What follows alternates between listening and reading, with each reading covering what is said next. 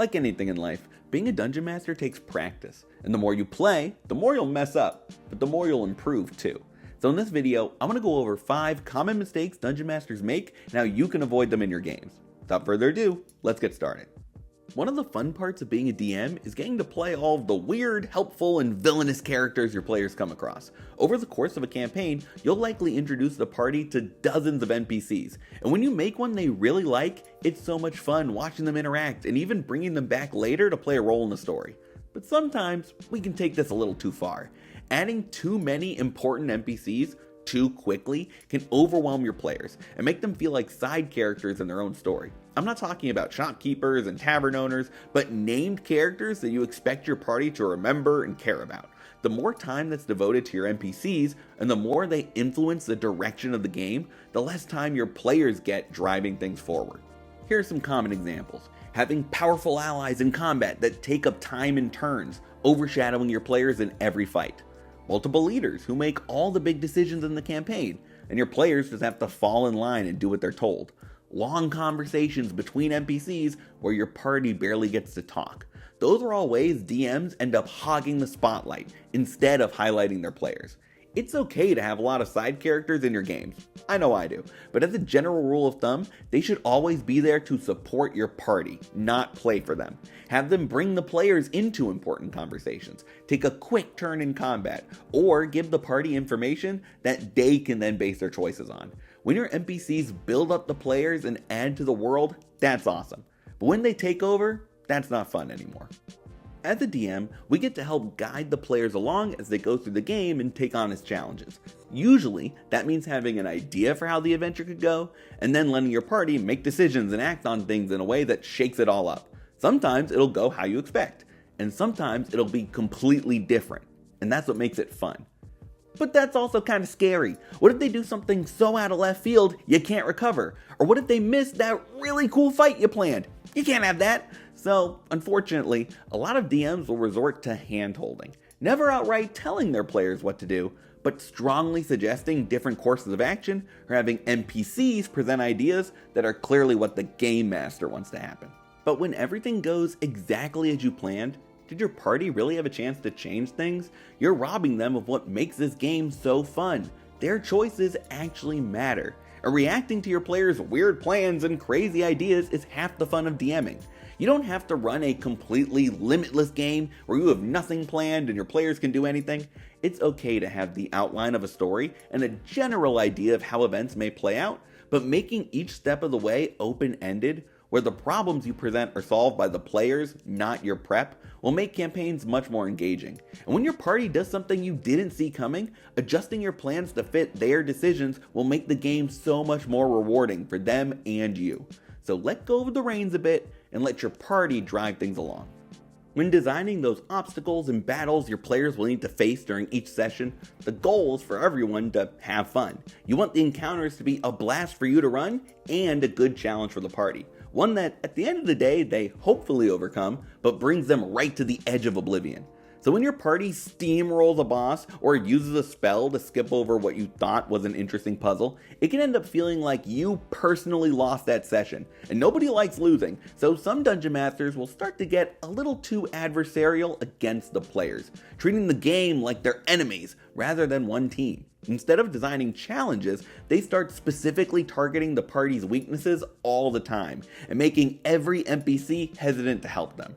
Sure, the party can still win, but the boss will resist all the wizard's spells, the paladin's auras are nerfed in its lair, and any NPC they talk to is going to be rude and offer no help. Isn't that so fun? No, of course not. Look, I get it. Player characters are strong, and they have so many abilities, feats, and spells that you never really know when the difficult battle you planned will be a piece of cake instead. But that's okay. Instead of being mad at your party for playing smart, celebrate with them. Narrate how awesome they look taking down this big enemy. Play up how they were totally screwed if they didn't have that one spell. Let them know that at the end of the day, you're a player too, and their victories are your victories.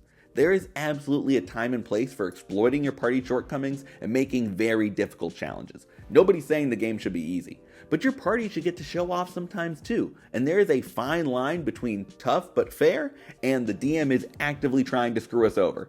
When every fight is unbalanced, every NPC is hostile, and every encounter seems tailor-made to mess with them, that's going to get real old real fast.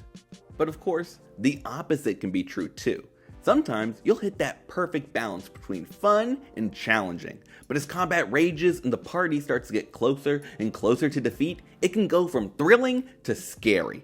What if they all wipe to this boss and that's the end of the game? Or the PC who you plan to have a big role in the story is about to go down, and what will you do if they don't make it? So in a moment of mercy or panic, you pull your punches, fudging hits to misses, knocking off HP from the boss so it goes down quicker, avoiding players you know are low on health so they stay on their feet. DMing is a delicate balance, and I won't pretend like I've never fudged a roll or changed some HP on the fly, but when you pull your punches, you're denying your players and yourself part of what makes combat fun. If the win is guaranteed, then what's the point of choosing spells or rolling to hit? That chance of failure makes every fight worth playing, and makes every victory feel earned. Characters will go down, goals might be lost, but that's all part of the story you're telling together. You can always go back to the drawing board and change up your plans between sessions, but you can't manufacture the genuine excitement of a fight that comes down to the wire, whether the party wins or loses. And if they do all really die, that doesn't even have to be the end of the campaign. Looks like they have to fight their way out of hell. Or maybe they're resurrected years later to fix the world after the boss who beat them destroys it. So don't feel the need to always pull your punches. It'll usually be more rewarding if you don't. You will hear a lot of advice online about how much or how little you should plan for a session. Some DMs have binders full of notes and maps, while others just need a single note card with a few bullet points.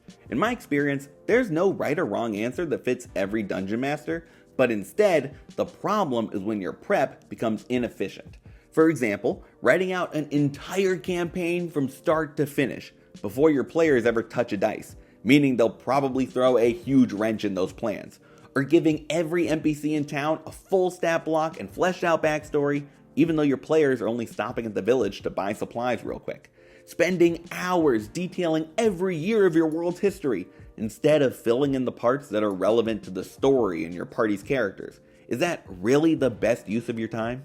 To be clear, I'm not saying you can't go above and beyond with your world building or session prep. I love writing the history of my settings and mapping out the cities my players come across.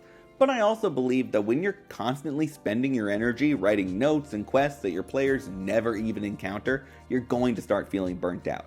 So I'd suggest taking some time to think through what prep will be most impactful for your next session or two. And then, if you have more energy and desire, working on adding the details and history. Your world building and planning should feel rewarding and interesting for you, not like a drag and a waste of time. Those are 5 mistakes Dungeon Masters often make, and I know I certainly have, but I'd love to hear some of the things you've seen others do, or how you'd do even better in the comments. Thanks for watching. If you enjoyed the video, leaving a like is awesome, and you should consider subscribing to the Bard's College. I make videos all about D&D, DMing, and everything in between, so there's more to come. But for now, good luck, and remember, crit your players.